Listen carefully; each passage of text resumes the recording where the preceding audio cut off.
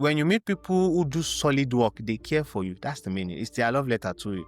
When they do apps that are frictionless, they value you so much, they don't want you to waste time. They don't want you to have friction in your experience. They don't want you to be mad. They don't want you to be bothered. They hold you in such high regard. It reflects in the design. How do you get yourself to critique your own work? So the more I get exposed to quality designs and get to meet high-level designers, people who are doing the products I really admire, and when you hear them talk, you realize that what you have been experiencing is not imposter syndrome. You have actually been a fraud. You have not been an imposter. It's not a syndrome. It's actually true.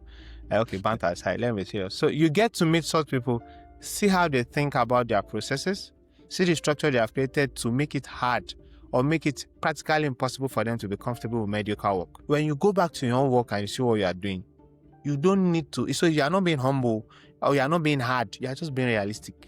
You have something to mentally match your work with. So the more exposed you are to quality design, solid design thinking, pristine design processes, the more you start realizing why you have to hold yourself by a high standard. For a junior designer, I might not be having a mind conversation with you just yet. The conversation I'll be having with you is a hand conversation. Your eye need to be able to look at some design and be like, something's wrong with this text. Not because you have built a mental library, but because you have references you look at and they do it better than what you have done. Stay at it. Keep refining it till you start independently doing your own design without looking at any other screen or any other person's product. And then when you're able to do that, start comparing screen by screen basis. Start thinking about your own ideas. Start cross-pollinating. Start matching, pattern matching that, oh, I could actually use this idea for screen swap. It's like trying to form your own handwriting. And over time, people start knowing your own signature design style. As an extension from what you've just shared about being able to filter or, receiving both positives and negative feedback when you share, how do you filter between a lot of well-intentioned one and the not so useful feedback, right? I know with someone of your caliber, when you do share something, you're very likely to get people who will actually appraise your work and say, this is wonderful, excellent work. How are you able to balance, okay, is this person saying that this is good because they know me or because of, the standing that I have, or is this really, really good feedback that I should actually take into account? Most of my designs, I check out for people who critically assess it. I still do it today. I'm trying to look for the signal in the noise. Now, the noise is not people saying thank you to you. It's not people saying you are good. You need that reinforcement. You can never outgrow it. You need people telling you from time to time that you are solid, that you are good. But at the same time, that's just the wing of a bird. The other wing of the bird is the side where people also need to show you your shortcomings. I did a design a while ago and the person commented that I can't see clearly and nobody needed to tell me that the texts are too faint. He didn't tell me the texts are faint, he just said I couldn't read it clearly, but that's his own interpretation of how he experienced it. I'm not even on the app yet. Nobody told me to go and change all the text to full black color. That's quality feedback. Why? Because I use a very high-end device. I see things very sharp, very clear. You probably might be using a device that doesn't have the kind of pixel density as my device has. And based on what he's looking at, things are faint. So you really have to be honest with yourself first. So you don't go about looking for people who just keep telling you nice things and anybody who tells you otherwise is your enemy. You have stunted roots. Welcome to another episode of The Craft, where we learn from senior leaders about the mindset, mental models, and systems that shape how they work and lead. I'm Emmy, and I'm the creator and host. Our crafter for today is Oyeleye Ogunsanya, widely known as Leye Connect. He's a multidisciplinary designer and the head of design at Risevest, where he shapes how people experience one of Africa's most trusted platforms for wealth building. With a background in economics and a self-taught path into design, he brings a unique mix of analytical thinking and creative exploration to his work. Beyond Risevest, Oyeleye is recognized for the projects he builds and shares openly. He created CalVest, a tool for visualizing compound interest, money voice and invoicing tool, and more recently co-created Isocons, a set of isometric icons that designers around the world now use in their projects. He's also known for thinking out loud, sharing his processes, learnings, and even failures in real time. This transparency has not only helped him refine his craft, but has also inspired younger designers who are navigating their own paths. Today, we talk about the balance between taking inspiration, abstracting, and creating original work, how to filter noise from useful feedback, why detaching your ego from your work accelerates your growth, the phases of growth for designers, lessons from building in public and why it sharpens your craft, and why long-term growth requires patience, honesty, and grounding. You also especially enjoy Oyeleye's humor. As you go through the episode, feel free to drop a comment to let me know your favorite parts, subscribe so you know when new episodes drop, and share it with a professional in your network who might benefit from the conversation. Thanks for tuning in and enjoy. Oyeleye, thank you so much for joining me today on The Craft. Thank you. I'm honored to be here. Great. So I have a bunch of things that I want to talk to you about today, mostly about, the way that you think about your work. But before we get into that, I want to start a bit from your background. And I don't plan to spend a lot of time here, but you did study economics for your bachelor's and master's. And I have essentially, become a strong self-taught design leader. Why did you make that change from economics to design? Okay. I am very wary of the word leader because, it's contextual. Okay. Leader somewhere can be follower somewhere else. And the place where I find myself these days, I'm actually following, not leading. I'm not trying to be modest. I'm just being realistic. So yes, why did I make the switch? If I give you a very coherent response, I'm being deceptive. I didn't make the switch like it was an active, intentional decision. It was like following the flow or following a river current and then finding yourself somewhere else. I was still doing my MSc and I was making money on the sideline. And gradually I started realizing that I didn't even need to apply because the money I make every month was enough to sustain me. And the money kept increasing, got a lot of gigs. I did not even remember where I kept myself. And that was how it happened. So it's not that I figured after MSc, I'm just going to go full-blown design. It just so happened that I started getting clients. Immediately I was done my last exam, I was like, no, let me just fully go and attend to all the demands I have, all the design deliverables had promised, and I was hoeing. And that was it. It's like I got swallowed in this whirlwind. And that's why I'm very careful to tell people when they say, oh, what were the plans you made? What were the 4 steps you did? What were the 10 steps you did that make you get there? I said, I never really had it all figured out. I just enjoyed the journey and I was optimistic to see where it would take me. That's the right response. Well, thank you. I think maybe I'm probably guilty of this, even with me asking this question. But I think in general, when, we ask those sort of questions, we kind of imagine a very dramatic revelation that has happened Exactly. with the person. Well, yeah, thank you. Thank you very much for showing us that it doesn't have to be that dramatic. You could also just really follow the things that, that interest you in the moment. Shifting gears to your work and sort of some of your thinking, you very actively share how you think about your work publicly, right? And something That's a fine way of saying I have a big mouth. But go ahead, yeah. I mean it very positively. No, I know. I'm just teasing. I can be crass sometimes. Don't mind me, please.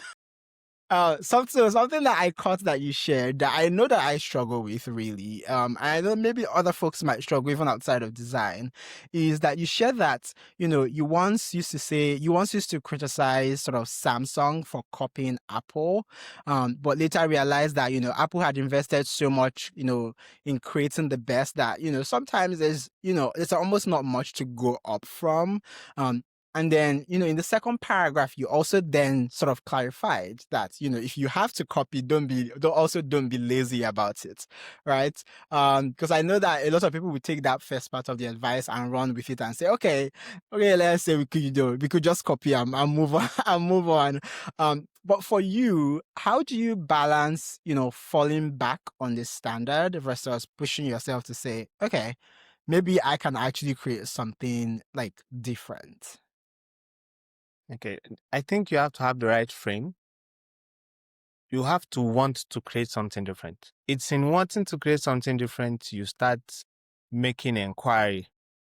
And when I say different with a purpose, you are trying to solve a need. You are trying to ensure that you are giving people the most frictionless process, the most impressive experience, albeit frictionless, in trying to complete an action. You are trying to get out of their way, at the same time make the experience worth it. And yeah, if there needs to be thoughtful friction, yes, apply thoughtful friction, but in such a way that you don't get to the user or it doesn't become too obvious. then it forces you to research. Most of the times, we don't necessarily need to start blank. We start from substrate. We see what people have done. And sometimes, if you do not learn to think dialectically, you will most likely get stuck on just seeing what one person has done and just take that as a standard. So you have to see what one person has done, understand and abstract, not necessarily copy, understand and abstract, and then apply your brand guideline, contextualize it to the PRD you're giving, and understand your own audience and probably their tech readiness level. There are people who are very, very tech inclined. There are people that are just adopting tech. So all of those contexts matter because you can't just lift an idea entirely and regurgitate it verbatim. It may not track. It might not be symmetrical. The impact, on the other hand, that made you look at it and say this is good might not necessarily be replicated on your own end because of the unique circumstance you are in. So it's in the bid to search for such things that sometimes you come across quality work. And the quality work has the thinking you are doing that you are considering a discovery. Some people have done it far ahead. What you are doing that you are considering is discovery, some people are far ahead, like they are 10 steps ahead of you. So you have to recognize superior thought process when you see it. Acknowledging a superior thought process allows for intellectual honesty. You are being honest. You are not just being creative for the sake of being creative. You don't say, oh, you want to reinvent the wheel, all because you don't want to copy. There's no reinvention that will not make it circular. Absolutely not. Because making it circular is the most effective. It's a no-brainer. If you say you want to give us square wheel, well, it had better be your family member that will buy it. Nobody else is going to buy that from you. So if you want to reinvent the wheel, it's a fool's errand generally. You can only refine it. And by refining it, you are only making incremental additive changes to a foundational idea. It has to be round. How the tire, the rims will be, that's you. That's your prerogative. Whether it's a chewing-gum tire, whether it's a bouncy one, the kind of rim, whether it's going to be fancy, whether it's going to be alloy. Now, those ones lie at the fringes. Those are your cherry on top. The real thing is that it has to be circular. That's all. So when I say you have to first want to genuinely solve a problem and want to solve it in the most efficient, most frictionless, most rewarding point for the user, it forces you to research. You cannot assume, again, it's intellectual honesty to acknowledge that you are not the most intelligent person when it comes to product design. There are people smarter than you who probably have thought of a better way to do this. Go and look out for them. Search for their work. Look at the apps you are using. Research on the solution. Ask AI for it. Brainstorm. Theory. Probe your thought process. Be sure that there are no loopholes, that your thinking is, you have actually done all your work together, you have solidified it. In most cases, when you do that, you realize that people have done a lot of work that is far superior to what you have been trying to do. Because you are probably in a new industry that there are people who have been there for a long time who have encountered problems 5 years ago that your business has not matured enough to encounter. And because they have encountered that problem, they have created fallback systems around it, which affect how they do their products and how they design. You don't need to learn the same mistakes. You might not even survive it. Your pocket might not be as deep as theirs. So what you do is to abstract. The keyword here is abstract. If you check, I'm not saying copy. Because we can be very one-track minded as designers. When they just say something we don't wrong with it, they say copy like an artist. Nobody should tag me. So you abstract it, take that idea and use it. And like the framing you used to have this, to start this section, you said, I mentioned, which I did. It shows you actually read it. I remember really what was going on in my head, that some designs have factored in human nature. They have spent money researching how humans behave, and they have just come to the honest conclusion that this is the best path to achieve this certain action. You don't need to reinvent the wheel all because of, you don't do different for the sake of being different.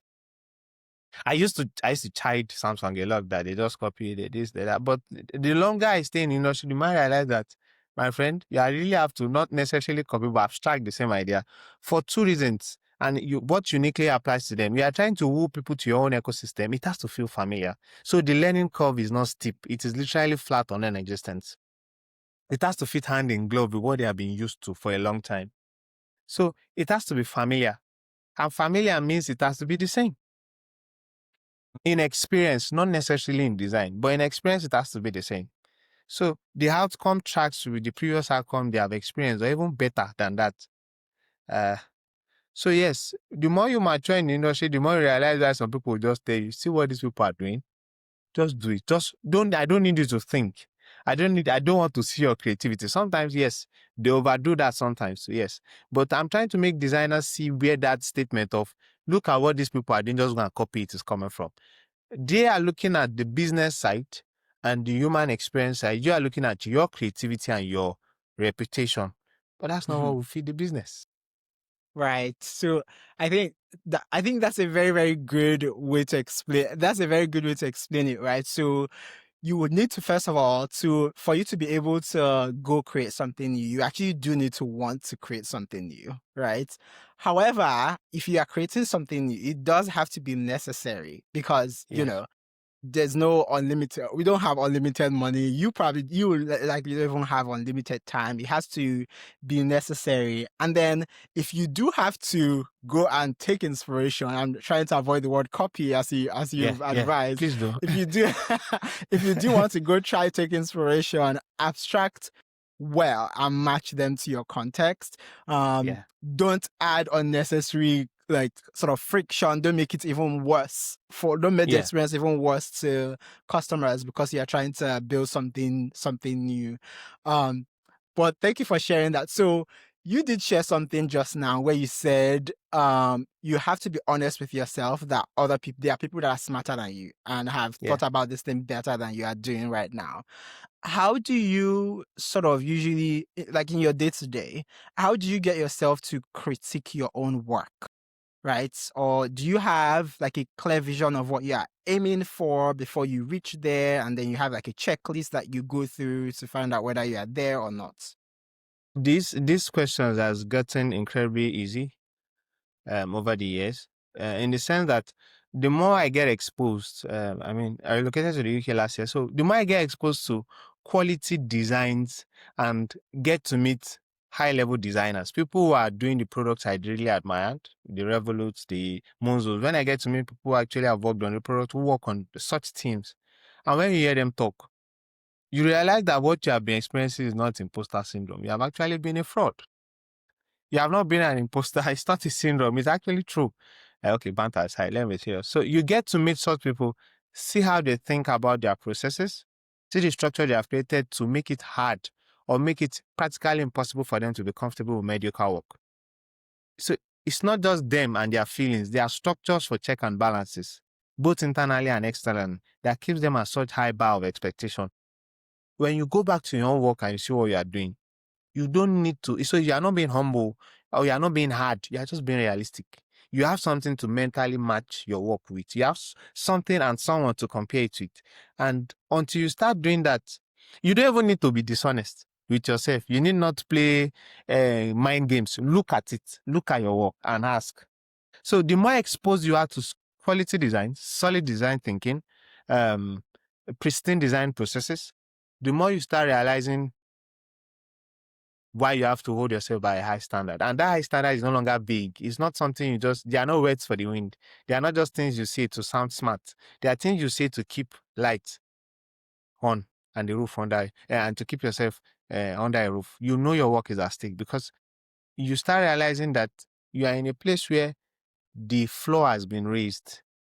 What you are doing and other people look at and are impressed by is by default implied and expected for you to even consider yourself a senior designer over here. The more exposed you get, the more except you're a dishonest person through and through, the more exposed you get, the more you realize that the way we do design may not necessarily be the best approach. And probably because our industry, our ecosystem is not catering for millions and millions and millions of users yet, or probably the business has not grown to that part.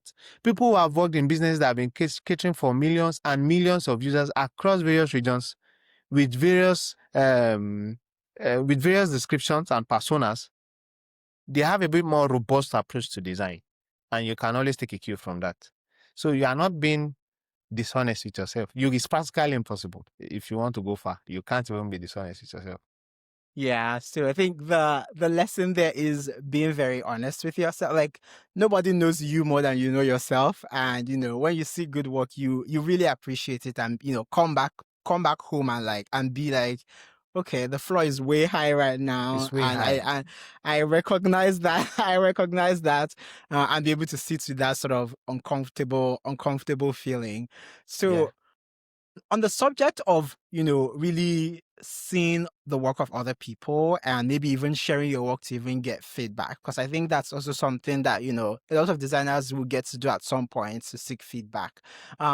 You've been building in public for a long time, right? Yeah. Yeah. And for folks who have, I keep repeating this in different ways, for folks who have followed you for a while, they would know that you worked on Money Voice, Yeah. Calvest, Isocons, and Yes. the one with the project with Alma's journey around the Yes. the globe. And shout out to the folks who have sort of helped with this. I think Munachi and Ezekiel, who have been Yeah. really good partners with you on this. How do you think? Okay, the question is, do you think that sharing your work out loud like this has helped you also refine your craft? Uh, it's a very the question is meant to be straightforward, but the reason why it's dicey is that there are many sides to it. It's multifaceted. The impact, the effect, both good and bad.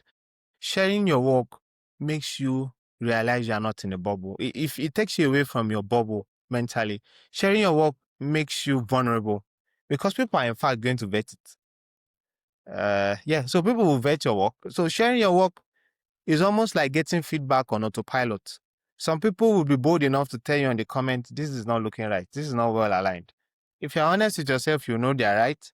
And even if you know they are right, but you have your reasons why, it also ossifies you. It allows you, it gives you a good command of being able to explain yourself. Oh, yes, this is my thought process. So you are learning how to communicate effectively. You are learning how to take feedback, how to take criticism. And there's a good part, so people get to see you. People get to remember what you're capable of. But most importantly, people who are far ahead of you and more mature than you can see what you are capable of doing and give feedback. Those are people who sometimes you'll have to pay a lot of money to hear them speak with you. And sometimes they just give it on a platter.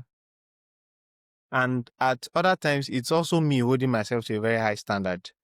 You can't just say what you have done is solid. Let people also see it and decide if it is solid or not. And it makes me become thoroughly objective with myself and my process, most importantly. I say this because I don't want to toot my own or glaze myself. Maybe I should, but I shouldn't. Maybe I You shouldn't. should, I please. shouldn't. I shouldn't. So, but as a matter of speaking objectively, it's I know how hard it is for people to remember what you do. One, it's incredibly even harder for people to now say what you do or speak about it. Nothing is as fleeting as applause. Nothing is as fleeting as it. Well done, and just you hear a lot of well done. It's like the next day is just another day. I'm saying that because doing ISOCON in the public, pushing it out and seeing strangers, people don't just talk about it. People record their screen to talk about it. It's a big deal because people instinctively don't go out of their way to do this except there's something in for them. There's no referral program. Nobody's getting paid. In fact, it's bloody free. So for people to talk about it means it resonates deeply with them or they were deeply inspired by it. I've seen it on websites. I've seen it on YC. I saw it on the YC company recently, and I was telling Momo that we should have really just collected money. I would have probably changed my car by now. So my point is that putting things out is me making myself vulnerable. It's very hard. People see all the good side and the hype. I'm the one that sees the comment, the criticism, sometimes the malice, which is also welcomed, but in bits, please, not too much. So I don't get overwhelmed. In bits, and because sometimes the people who don't like you give the most honest feedback because they have nothing to fear and nothing to lose. They don't glaze you. In fact, they are usually the most honest in the comment section. So it has helped me a great deal. And every time I put out work, people don't know, but it makes me a better. The next designs I'll do are always better than the previous one I put out. It has also accelerated my progress because I get to see things from people's perspective. So it's not just mine. I don't just use the prism of my own interpretation of the world. I get to see from other people's interpretation. Again, it's like getting feedback on autopilot at a very cheap and at a very fast pace. No, so these are very, very concrete. Obviously the top level is that there are positives and negatives with sharing your work on of like online. But I think, we would say, like, I mean, I would say, at least from your experience right now, that the positives outweigh the negatives, but more about your growth in your career, right? So you can be living in your own bubble and say, I'm doing really excellent work, but let other people approach that work away from you and see how they respond to that. I think that's a really powerful way to really think about your growth. And then the marketer in me, every time that that experience where someone shares something that you worked on and they just share it, like they just share it publicly with other people, I do think I always consider that a very big blessing. And that's what everybody that's a marketer, and basically anyone that wants to build a career that's successful, really, that's something that I'm pretty sure they'll appreciate. And then, sort of as an extension from what you've just shared about being able to filter, or receiving both positives and negative feedback when you share, how do you basically filter between, a lot of well-intentioned one and the not so useful feedback, right? Because I know with someone of your caliber, when you do share something, you are very likely to also, you even though you do get negative comments, you are very likely to get people who will actually appraise your work and say, this is wonderful, excellent work. How are you able to sort of balance, okay, is this person saying that this is good because they know me or because of, the standing that I have? Or is this really, really good feedback that I should actually take into account? So in effect, how do I see the signal or filter the signal from the noise? Yes. Yes. One of the effective means I do that is, I learned it over time. Again, it all boils down to being very honest with yourself. You are not hunting for glory. You are not trying to see people say something nice about you. If you are looking for that, the internet is not in short supply of it. Any place your ideas or your ideals orient towards, you'll find a multitude waiting to cheer you on over there. So I try to be very, very grounded. That's the word. Very grounded. I don't let people place me on a pedestal. And that's why sometimes I keep shouting that when people look at work and everything they are saying is, oh, it's good, and I can see the work and I can know for a fact that it still is a lot to be desired, I will talk. Or probably I won't talk if I'm not in the mood to be dragged. I won't talk. I apply this to myself, most importantly. Again, there are a lot of people I'm fortunate enough to have that really like what I do. And they're always the one quick to tell me, well done, you did great, you inspire me. It's good people are hearing this from my mouth. I also rate the people who don't like me. Because when they give feedback, I read. It's tricky. Sometimes you can't tell if this is genuine feedback or malice. It could be either of the two. So I don't have it all figured out. It's not neatly in black and white. But there's always an element of truth in their feedback. I just need to sit back, lean in and ask myself a thorough question. And be blind to the person making a comment. Is this comment genuine? Is this something that even if I apply it, even if I say I don't need it, does it break the experience? It doesn't. But does it save me from, does it save this interface from open interpretation where it is likely to be misrepresented? Yes, it saves it. Then I apply it. I think I need people to know that I don't think of myself less. I just think less of myself. I try to disintermediate my own self and the image, or I don't try to tie my ego to how I am being perceived. And this helped me independently assess comments. I'm saying this because when people look at someone with a very large following and tell them to their face that this your design still leaves a lot to be desired, it takes absolute confidence to do that. And it's something that I respect in and of itself. And so it forces me to check that, okay, this person is not following the crowd saying, oh, we love it, oh, carry on, oh, this is fire. They are saying something wrong with the alignment. Well, something definitely wrong somewhere, if you are being honest. So I pause, I check. People don't know, but most of my designs, I check out for people who critically assess it. I still do it today. I'm trying to look for the signal in the noise. Now, the noise is not people saying thank you to you. It's not people saying you are good. You need that reinforcement. You can never outgrow it. You need people telling you from time to time that you are solid, that you are good, that they trust your judgments, that you are reliable. Your thinking is one they can always rely on. You need to hear it. But at the same time, That's just a wing of a bird. The other wing of the bird is the side where people also need to show you your shortcomings, show you areas that still need to be worked upon. Especially for someone with a large following, you need to be on the lookout for that. The people who are bold enough to tell you that this is not right, you should also take them seriously. They are not your enemies. They are not out to get you. They are in fact telling you the truth because it needs to be said. So I approach most of the comments from that frame. And that's why people are shocked that I don't fight people. If me and you have an issue, it will be something other than design or feedback or criticism. It is probably outright full-blown malice. And in most cases, I just ignore.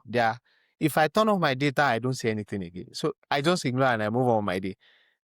I try to be thoroughly objective with myself. So it makes it easy, incredibly easy for me to read feedbacks that sting. I'm not saying they don't sting. I try to be I try to be a perfectionist. I should not be saying this, but I try to be a perfectionist with my work. I look at it again. What can I change? Nothing. I post it. And then when I post it, I realize there's a typo. I post all the time. Okay. But yeah, I try to take a very healthy outlook on the work. And most importantly, I try to detach myself from it. I fail at it, by the way. I fail woefully at detaching myself from the work. So criticism too gets to me. But do I act on the criticism that gets to me? No, I don't. Do I reframe a lot? I reframe a lot because, yes, sometimes when the criticism sting, I say, this person doesn't know me. And he's bold enough to tell me this design is still not good enough.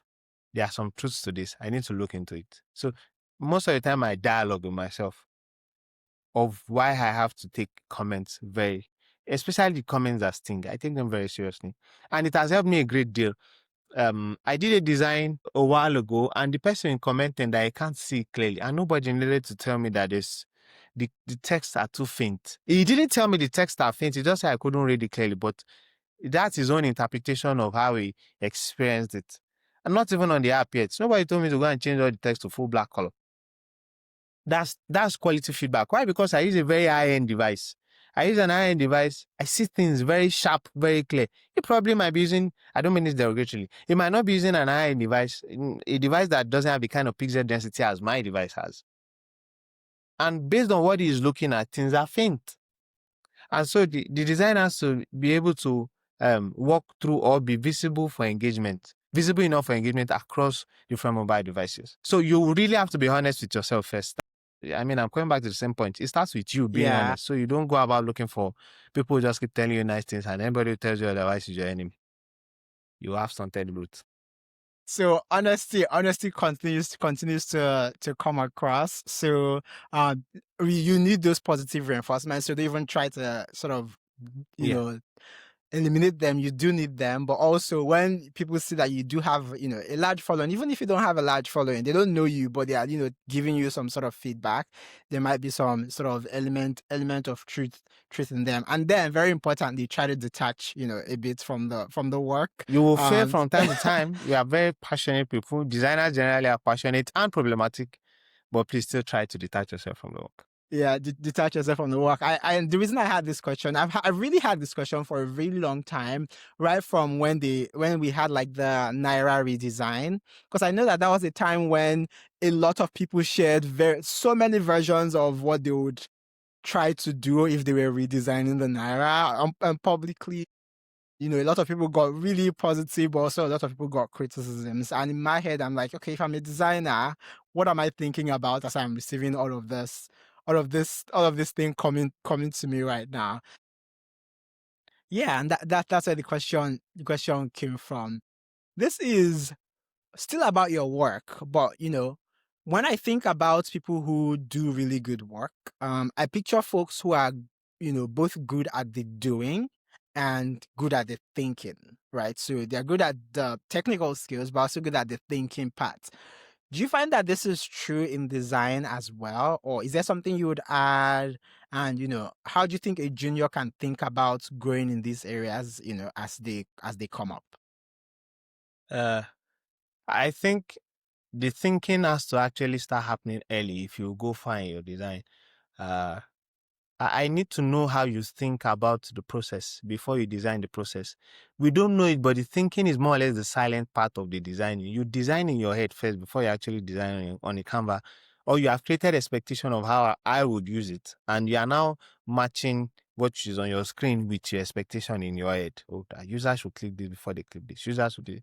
And that's why design thinking is a thing. And it's something a lot of people shouldn't overlook. I need to sit down from time to time and furnish your mind with how you see the world, how you think about your processes and how you think about people, because it affects how you ultimately design. When you meet people who do solid work, they care for you. That's the meaning. It's their love letter to you. When they do work, when they do apps that are frictionless, they value you so much. They don't want you to waste time. They don't want you to have friction in your experience. They don't want you to be mad. They don't want you to be bothered. They have, they hold you in such high regard. It reflects in the design. It reflects in the operation of the app. That is quality thinking translated into design. When people create fallback systems, when they create fail-safe, when they create error-friendly systems, when they over-communicate with toasts, when they signal to you with affordances of you can do this or this is also possible, when they don't make you do a lot of thinking before you take an action, it shows clarity of thinking. Like, you can't decouple it. I think the problem is because most people don't have to write articles about their design process. That's why they don't think that your thinking has to be as rich as your design process or as your design itself. Not only because I needed to defend your reason. Why? It's because it actually affects whatever you're putting on your screen. Why would you increase the button size? Oh, I do not want people to start to struggle to tap. Different thumb sizes should be able to find, or even if mindlessly you want to place your hand, you should be able to tap and just scroll. We need to think about these places. You are trying to withdraw money. We don't want you to be careless. So we must allow you type in your password again, because withdrawing money is not something we would like to take carelessly or take mindlessly. So these are things that you have to think about. And that's why the best designs, you stay on it. When you stay on the best design, you don't know that you're actively thinking as you're designing. You stay on it and you are steering.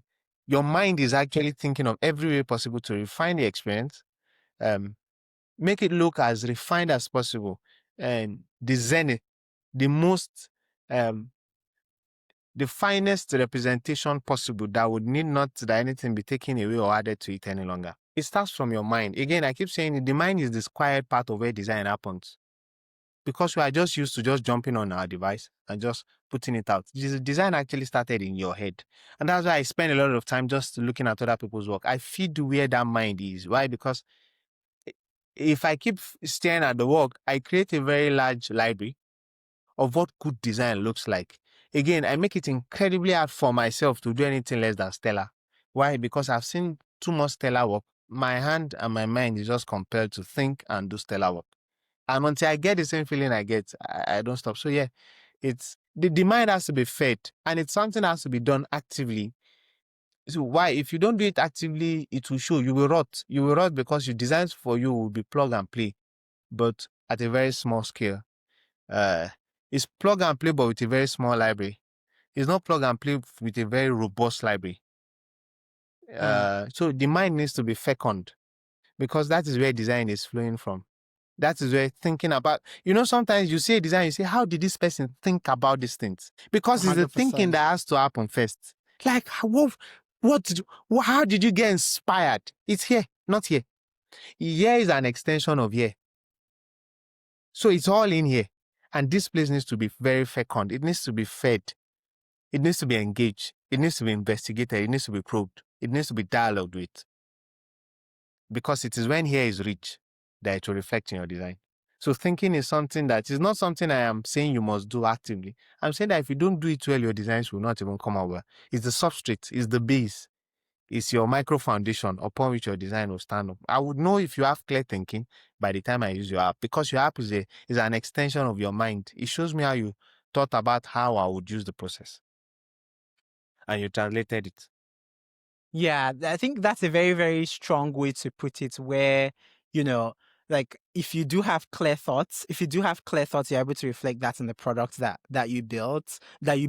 And I do have lots of experiences where I've used things and I'm like, wait, how do you know that I will need to do this after doing this XYZ thing? And I know that this is as a result of years of, design thinking and refining that. I at least don't imagine that a new designer will be able to know all of these right from the start, right? Especially when you're new in your career, I think a lot of the time is really spent doing the things versus actually thinking about the thing. How do you think, junior designers should think about, I guess, mentorship or general growth, keeping in mind that, the mind part of your design career is very critical to leveling up. How do you think they can think about that right now? I think I've given this analogy before, but it was adjacent. It wasn't design, but it was design adjacent conversation I was having. Uh, it's very simple. Okay, maybe not so simple. Sorry for just making it sound simplistic. It's not that simple, but yeah, it's quite straightforward, but not necessarily simple. The way you learn to write, you have to learn to trace, and then when you learn to trace, it's a reinforcement mechanism. You are building muscle memory to know how to learn to write. If you learn to trace nursery school, you still do a bit of it probably, primary school. If you go to university and you see someone tracing, what will you think is going on? You definitely think something wrong somewhere. That Yeah. I'm sorry, you should have dropped this in there like nursery or something like. Sorry, what are you doing? With how to write properly, or anytime you want to take notes in class in your lecture, you have to look for something to trace with. That's why when I see a lot of designers who can't design without references, I'm afraid of them, especially when they call themselves mid-level. I say, no, you're not. You're still a junior designer. If you need a lot of references, you're still a junior designer. Junior designers should focus more on learning to build muscle memory, learn to trace. Take designs you really, really admire, or designers you admire, use as reference.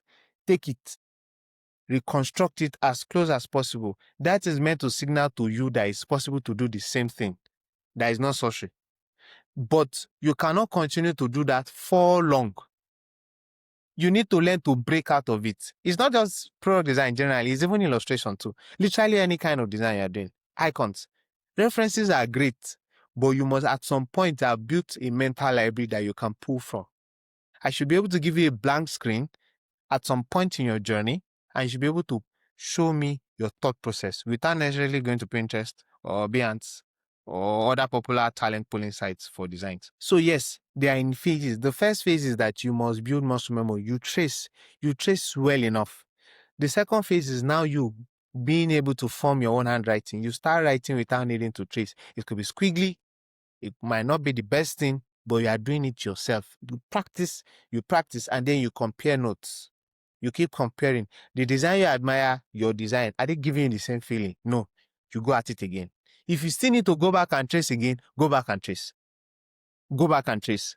Till both designs you do independently start giving you the same feeling, the same aspiration, to the point where they become indistinguishable in the kind of feeling they elicit. What do I mean? People look at it and people look at it, these designs are good, and they can't even tell which is yours.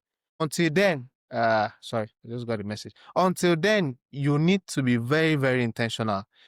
What I'm trying to correct is that don't get stuck in the copying phase for a larger portion of your career. A lot of people get stuck. I've seen people call themselves mid-level. Heck, I've seen people call themselves senior designers. And they can't literally design on an empty canvas. They need references.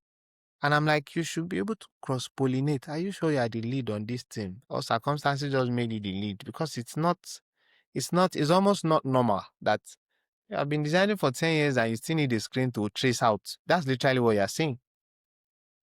So my point is, for a junior designer, I might not be having a mind conversation with you just yet.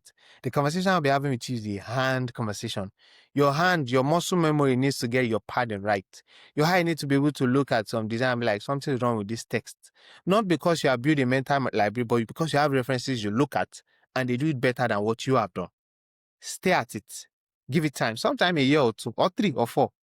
Stay at it. Keep refining it till you start independently doing your own design without looking at any other screen or any other person's product. And then when you're able to do that, start comparing screen by screen basis. Compare your screen with their screen.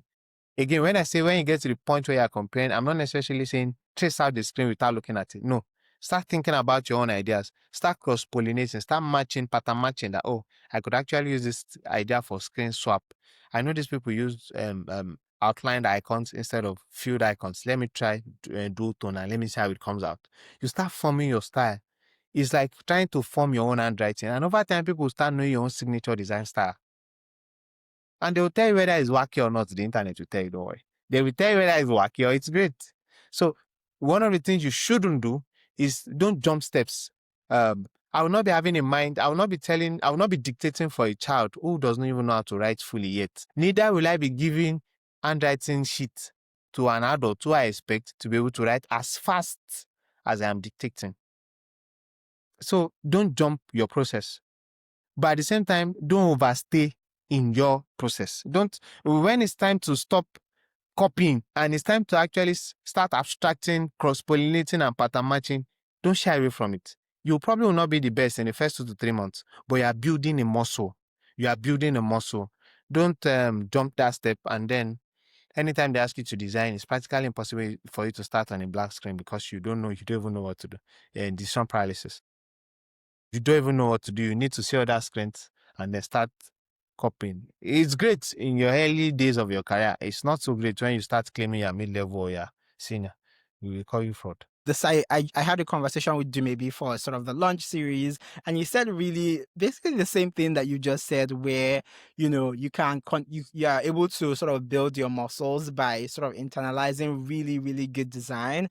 And when you really internalize these good designs, and as you have mentioned, begin to compare those good designs that you see and you appreciate how great they are. Compare those with the ones that you do and say, okay, does this evoke the same feeling that that evokes for you when you use it? And maybe even have other people use it, because again, if you're sharing something publicly, people will give you a piece of their mind. People will, in fact. People will give you a piece of their mind, figure out how they are basically approaching it, and then you'll be able to grow that way. But very importantly, learn to train your mind from the start versus just a lot of doing and then keeping the mind part till later, because that's actually where a lot of the growth happens.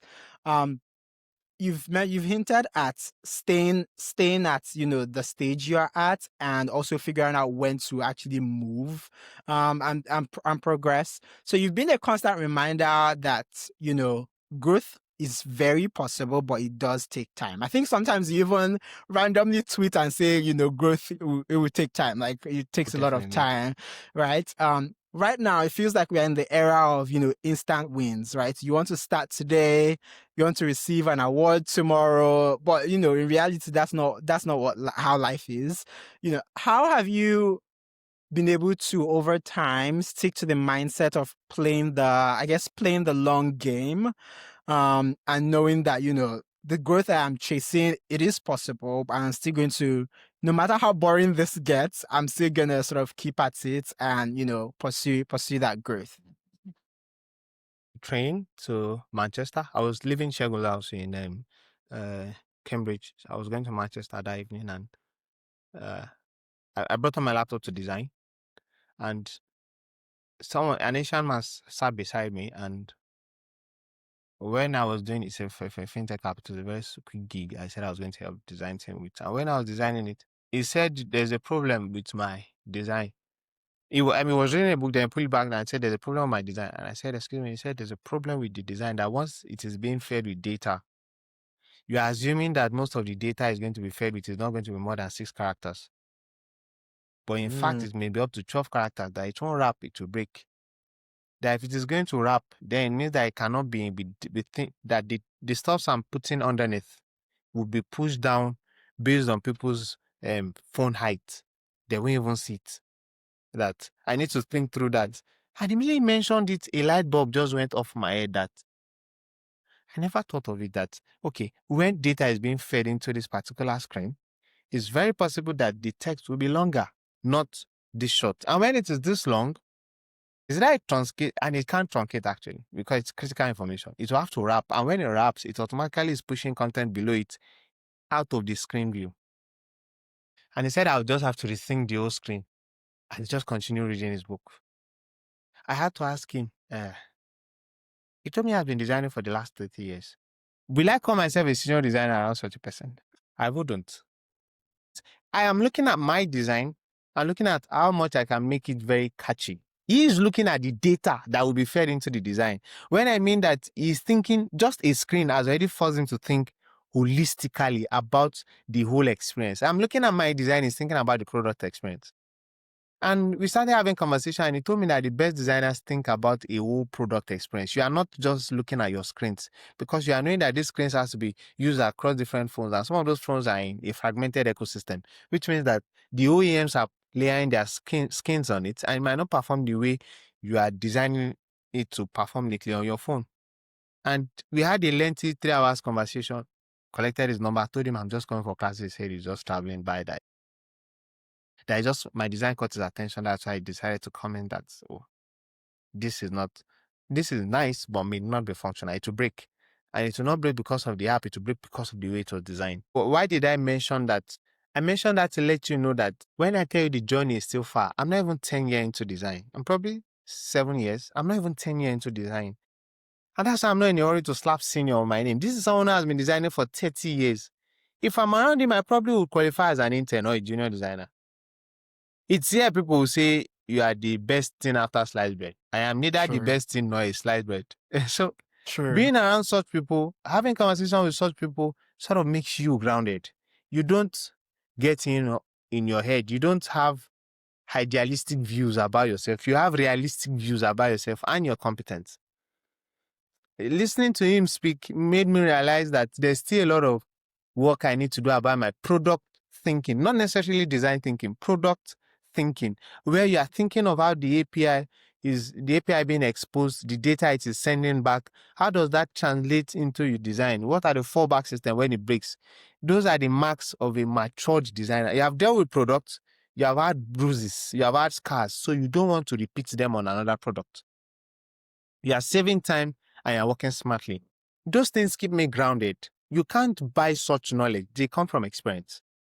You must have experienced them firsthand. The comment he made is not something he probably could have read in a book. He probably had experienced it probably years ago in his journey, and he doesn't want me to make the same mistake.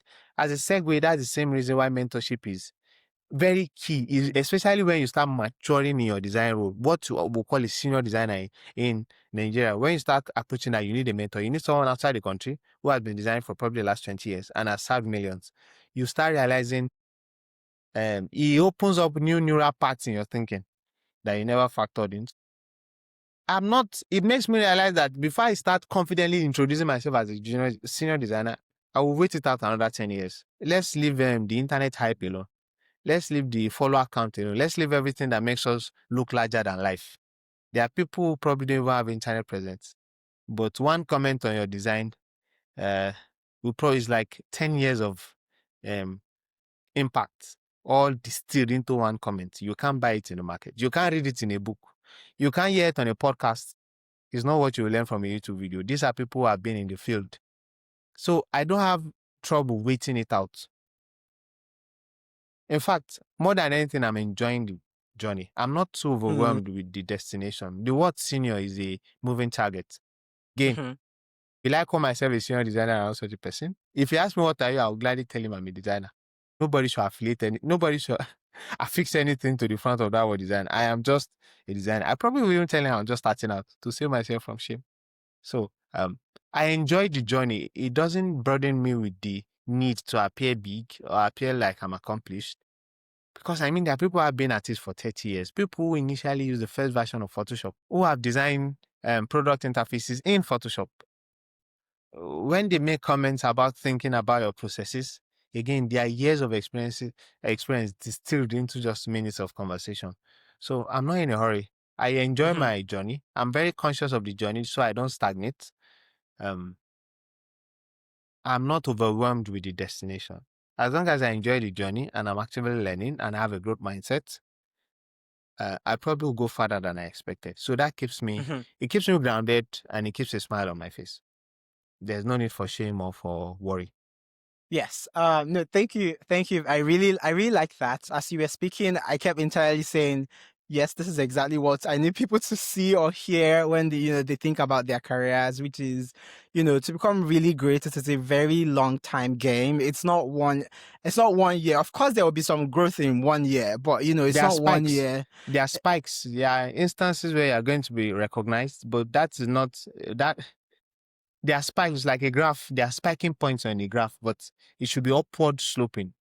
Nevertheless, and it's not a curve graph where it's just going up, like it's just a spike. You always have your moments, but upward sloping. Yeah, I agree. Oyeleye, we are running dangerously out of time, so I'm going to run through my last questions. What do you think? I mean, you may have hinted at this, but are there any sort of underrated tools in your sort of design process right now? I write things down a lot. I Mm. need people to be able to pick a biro and a paper and just write things down. Uh, it's probably my biggest to do app. I always have sticky notes around me, not so I could take pictures with it, hang it on a wall to show design thinking, but it takes away the need to get too carried away with the fact that I can always undo my errors. Mm. When you write, you can't come and see. It forces you to be very, very clear in your thinking, very concise. I don't want to write a paragraph. And very honest. What are you trying to achieve today? I write, it's almost I consider it underrated because everything is almost digitalized, but I like to write, see, there's a pen. There's always a pen. There's always people around me. Where I'm always writing things down. It's an habit I don't want people to let go of. It will help you a great deal. You can't command Z, so you cannot. It's also good to help you think on your feet, especially in meetings. You have to think carefully about what you want to write, except if you strike through and then you have to write it down again. You get to see your errors, spectrum, and you have to paint it out. You don't have to paint it out. So you just have to strike through. So it shows you your error. It doesn't wipe it away like a laptop would, where you would command Z or probably delete. You're not deleting anything. Whatever you pen down stays down. So it's almost like a ritual for me. When I'm writing, I'm a whole different person. It forces me to reflect deeply about what I'm about to do. What am I doing today? What are my list of tasks I need to achieve? I use my to-do list always on. It's taking note. What are the list of things I'm writing today? And every time I have to strike through the things I've achieved, I do a little dance in my head. Today was successful. So yeah, Mm. it's an hack I want people to get back to, a ritual I want people to uphold and sustain. Mm. Write, document. It also will ensure you don't lose your handwriting. And the flip side, If you had 5 minutes to teach design, what's one principle that you must cover? typography. Typography. How so? I don't think people know that sometimes it's not even the spacing, it's how you use your type that would show whether you're a competent designer or not. Actually, to show whatever level you are in design, it's easy to tell. Your typography is the easiest giveaway. Everything stands and ends with typography. I don't need you using fancy colors or crazy assets. I just need you to type things out. Let me see. I mean this genuine. I can judge you by how good you are just by seeing what you type out. Not what you are typing. I mean your type scale, and how things are paired together. And that's why I have an undying appreciation for brand designers, especially the ones who are incredibly good with type. Who do poster designs, spot poster designs. They really have profound understanding and a professional grasp of type. Type, more than anything, type. You might use color to cover up a terrible design. Even more copy might use to cover up a terrible design. But you see, competent designers, give them black and white. You just type and they will outshine you. Well, I mean, for people who have an heightened perceptual profile, you're able to spot good designs from afar. You know that it starts and ends on a type. Because in type, there's spacing, there is hierarchy, there's structure, there's contrast. Every other thing that can be projected as a design lesson, independent design course on its own, you can always find them just by learning typography. So yeah, typography can evoke a feeling. It can communicate, it can imply, it can insist, it can instill, it can sway you. Look at wedding types. Look at horror movie types. Look at military types. Look at Hmm. futuristic types. Look at baby types for anything that has to do with a child or children. Look at sport types. Look at official letters and authoritative communication types for government, monarchs, typography.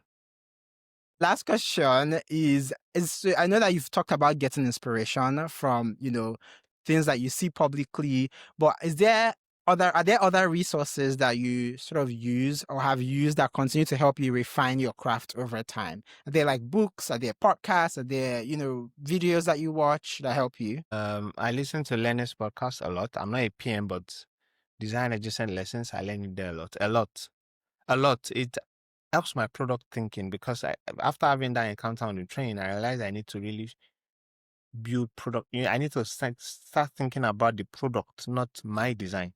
My design is a subset of the product. I need to think about the whole product. Another thing I've learned to do these days, much more than ever before, I feed my eyes on mobbing designs a lot, but these days I learned to actually use the app. So I don't just check the app out on mobbings. I use the app physically, and I realize that it's like a 3D knowledge. Again, it's a fuller understanding. You get to know the why. You are not just seeing the still images and appreciating it. You are seeing why it's like that. You are seeing what led to it. You are seeing what that screen can lead to. You can see the number of taps it took you to get to that screen, and the number of taps it will take you to get out. And you can sort of backtrace the decisions they made that led to that place. So I consider that more robust, more or less like a 3D view of the product landscape, the why, the how, the when, how long will it take to load? Okay, how does it behave on that terrible network? When there's no network, what will it show? A still image won't show you all of that. So these days I'm keen on using the app. So sometimes I can just sit very mentally staring at my phone and just tapping, just seeing back forth, turn off editor, turn it back on. Tell someone else to try it on their phone. Let's say it behaves on a phone that is not an iPhone 16. Let's try it on an iPhone 12. On a smaller phone, let's see how things scale. So yes, these days I'm just usually on my phone, trying out apps. No, thank you. Those are good lessons. So learning podcasts to improve, your overall product thinking, and Yes. then also actually immerse yourself in the design that you're creating, and put yourself in the shoes of the users that are going to be using the things that you're creating. But yeah, I think I have been able to run through a majority of the core questions that I have. I'm really excited, and I really can't thank you enough for this conversation today. I'm really leaping for joy that where I was able to get a bunch of really good lessons here. That's it, folks. I hope you found this episode useful. Let me know what you think in the comments and who you'd like to see next on the pod.